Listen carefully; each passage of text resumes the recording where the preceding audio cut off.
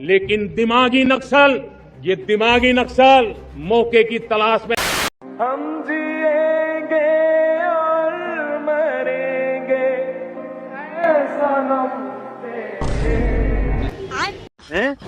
Repeat करना। ऐसा सनम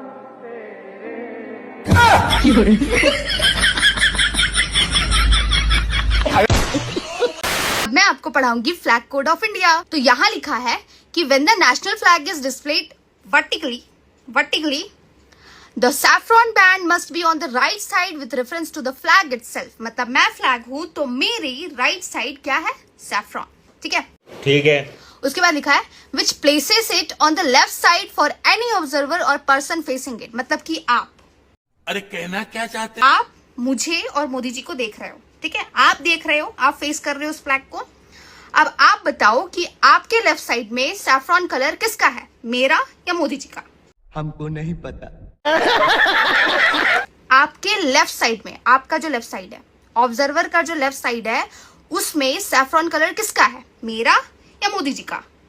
बुझाया? मेरे तो ये राइट साइड है, देख लो राइट साइड है। आपके लेफ्ट साइड होना चाहिए। लेफ्ट साइड है कि मोदी जी का है? तो आप सभी का स्वागत है हमारी एक और वीडियो में। भाई मुझे तो आज पता चला है कि हमारे इंडिया के अंदर भी ऐसे लोग रहते हैं। अगर आपको जानना है तो वीडियो को पूरा देखना पड़ेगा। अगर वीडियो अच्छा लगे तो वीडियो को लाइक कर लेना और हमारे चैनल को सब्सक्राइब कर लेना। तो अभी करते हैं वीडियो को शुरू। मैं आपको नक्सली नजर आता हूँ? अरे हाँ भाई हाँ। मैं दिल्ली की जनता से पूछना चाहता हूँ कि प्रधानमंत्री जी कह रहे हैं कि मुझे जंगल चले जाना चाहिए। पहली फुर्सत में निकल। क्या दिल्ली की जनता कहती है कि मुझे जंगल चले जाना चाहिए? मुझे लगता है ये इस किस्म की पॉलिटिक्स ठीक नहीं है। मैं नक्सली हूँ क्या? मैं नक्सली दिखता हूँ आपको? आप ही बताओ। आप तो अब मेरे को इतने सालों से जानते हो, मैं नक्सली हूँ, मुझे जंगल चला जाना चाहिए। अरे हाँ भाई हाँ। मैं प्रधानमंत्री जी को कहना चाहता हूँ कि मैं अरविंद केजरीवाल आपके हिसाब से दिमागी नक्सली हूँ, क्योंकि मैं देशभक्त हूँ और मुझे इस बात का गर्व है। तो साला बहुत नीच आदमी रहे।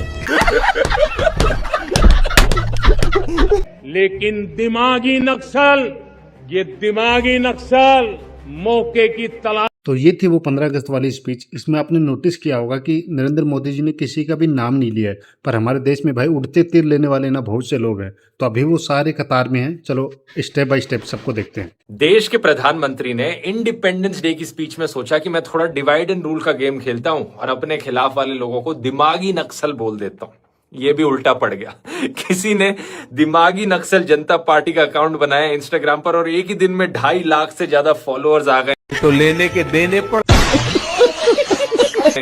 ये सारे सत्ता में बैठे नेता लोग, तुम्हारे लिए लेसन है ये।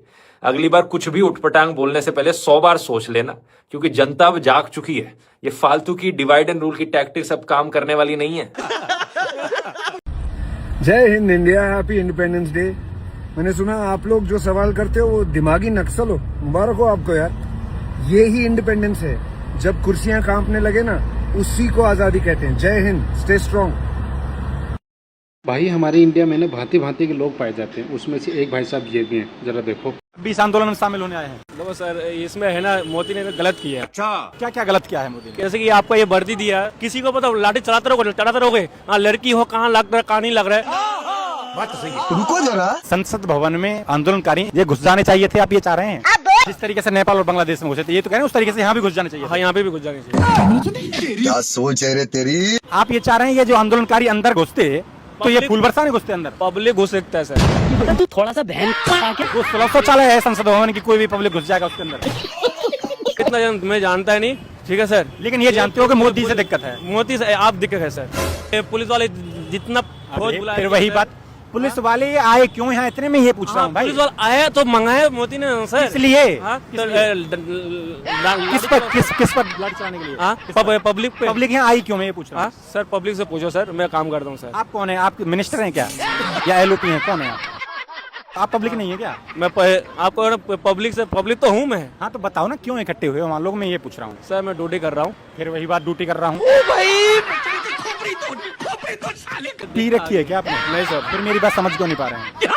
यहाँ हम खड़े हैं, हमारे तो पुलिस ने डंडा नहीं मारा आके। यहाँ आप भी खड़े हो, आपके मारा?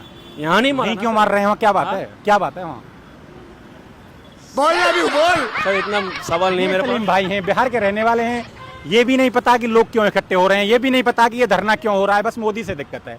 और मुझे लग रहा है सबसे बड़ी प्रॉब्लम सलीम भाई इस देश में यही है कि मोदी से दिक्कत है। क्यों दिक्कत है ये हमको खुद भी नहीं पता। अगर भाई तुमने गलती से इंस्टाग्राम या फिर कहीं भी अगर तुमने इंडिया की तारीफ़ कर दी तो तुम्हें भाई या तो अंधभक्त समझा जाएगा या फिर तुम्हें मोदी का चमचा। तो उनको इन्होंने क्या अच्छा करारा जवाब दिया, सुनो। नमस्ते, मैं ईशा कोपेकर। हाँ जी, अंधभक्त। तो हाँ, अगर अपने देश से प्यार करना, भारत पर बिलीव करना और उसकी प्रोग्रेस चाहना भक्ति है, then yes, I'm proud to be a भक्त, अंधभक्त। लेकिन मेरी भक्ति किसी पॉलिटिकल पार्टी के लिए नहीं, मेरे देश के लिए, मेरे भारत के लिए है। Nation first. मैं गवर्नमेंट को क्वेश्चन कर सकती हूँ, पॉलिसी से डिसएग्री भी कर सकती हूँ और फिर भी अपने देश से पूरी तरह प्यार कर सकती हूँ। ये वो देश है जहां मेरा घर है, जहां मैंने अपनी रोजी रोटी कमाई है और कमाती हूँ, जहां मुझे अपॉर्चुनिटीज मिलते हैं। तो अपने देश पर गर्व होने में मुझे कोई शर्म नहीं। Hence, wherever you may live, learn to love that place, respect that place and contribute to it. Be proud of the home you choose. Because patriotism is not just saying I love my country. It is doing something that makes your country better.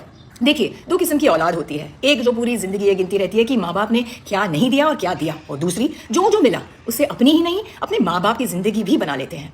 फर्क सिर्फ circumstances का नहीं, सोच का होता है। तो क्यों ना हम भी अपनी सोच बदलें, हर वक्त ये पूछने के बजाय कि देश ने हमें क्या दिया, क्यों ना हम ये सोचें कि हम देश को क्या दे सकते हैं, देश के लिए क्या कर सकते हैं। क्योंकि भारत बदल रहा है मेरे दोस्त। अब वक्त है कि हमारी सोच भी बदले और नए भारत को बनाने में हम हिस्सा बने।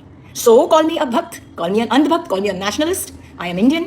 I love my India. I believe in my India, not blindly but proudly, passionately and apologetically.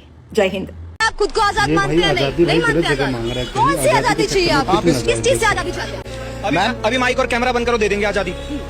बंद करो, तुरंत आजादी दे देंगे, गारंटी के साथ बोल रहा हूँ। हम तो आजादी देने में एक्सपर्ट हैं। कौन से ग्रुप से हैं भाई? हम तो आजादी, मैं राष्ट्रवादी ग्रुप से हूँ। और बताओ। मैं भी राष्ट्रवादी ग्रुप से हूँ। राष्ट्रवादी ग्रुप होकर तुम आजादी मांग रहे हो, अभी तक तुम्हें आजादी नहीं मिली भाई। कैसी आजादी है मुझे बताओगे आप? यहाँ पर खड़ा होकर तुम गवर्नमेंट का विरोध कर ले रहे हो, इससे बड़ी आजादी क्या चाहिए? इमरजेंसी में मिली थी आजादी, विरोध कर रहा हूँ। इमरजेंसी में मिली थी आजादी, इमरजेंसी में मिली थी, विरोध कर रहा हूँ। देश का नहीं कर रहा, आजादी तो है भाई। जो 1975 में लोगों ने सिर्फ इंदिरा गांधी का विरोध किया था, वो उस टाइम पे प्रधानमंत्री थी। पूरी की पूरी जितने विपक्ष लॉबी थी सबको जेल में ठुसवा दिया था। सारा न्यूज़पेपर इंदिरा गांधी के घर से छप रहा था, जितने भी एफएम पे रेडियो चल रहे थे सब इंदिरा गांधी के घर से चल रहे थे। वो था आजादी खत्म होने का तरीका। जब 1985 में सिखों का नरसंहार किया गया ना 84 में, वो था आजादी खत्म होने का तरीका। तुम रात को 6 बजे न्यूज चैनल पे आके 6 से 10 बजे तक मोदी को गाली दे रहे हो। स्टूडेंट प्रोटेस्ट के आड़ में मोदी की मां को इतनी गंदी गंदी गाली दी, इंडियन आर्मी को खुल के बोला गया, मैं बोल भी नहीं सकता।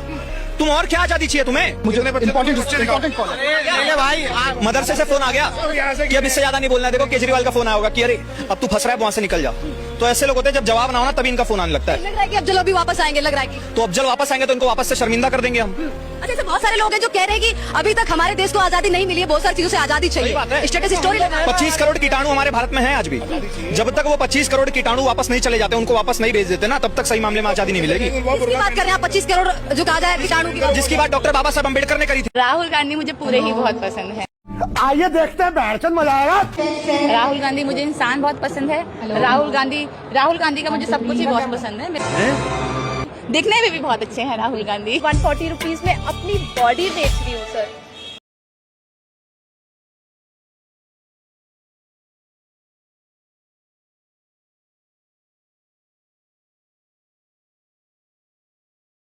सवाल सीधा है कि हमारा राष्ट्रगान किसने लिखा था। अगर इस सवाल का जवाब भी शायद लोगों के पास नहीं होगा तो मुझे लगता है कि स्कूल भी नहीं जाना चाहिए, ट्यूशन भी नहीं जाना चाहिए, कॉलेज भी नहीं जाना चाहिए, यूनिवर्सिटीज में पढ़ना भी नहीं चाहिए अगर इस सवाल का जवाब भी लोगों को नहीं मालूम। तो चलिए सवाल करते हैं लोगों से, हमारे देश का राष्ट्रगान किसने लिखा था? नहीं मालूम। एज एक्सपेक्टेड यहाँ पर जो लोग आए ना, मुझे उम्मीद नहीं है कि उन लोगों को मालूम भी होगा ये चीज। मैम, देश का राष्ट्रगान किसने लिखा था?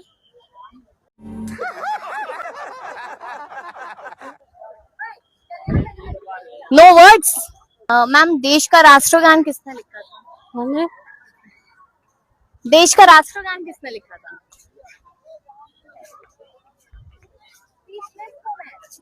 बेसिक क्वेश्चन है, ये स्कूल में पढ़ाया जाता है। तो ये जब आप आजादी का महोत्सव मना रहे हैं तो ये सवाल का जवाब शायद आपको पता होना चाहिए। तो चलिए यहाँ पर और लोगों से भी जानते हैं कि उन्हें मालूम है कि नहीं। ये पता नहीं भाई। आपको पता है? बंकिम चंद्र चटर्जी। नहीं, आपको पता है? नहीं पता। नहीं मालूम। आपको पता है सर? नहीं मालूम। नहीं। आपको मालूम है देश का राष्ट्रगान किसने लिखा था? नहीं, आपको राष्ट्रगान में क्या होता है? जनगण मन ये तो पता होगा। हाँ, जनगण मन होता है। चलिए, आपको पता है सर? ये देश का राष्ट्रगान किसने लिखा था, आपको मालूम है? नहीं, हमको नहीं पता।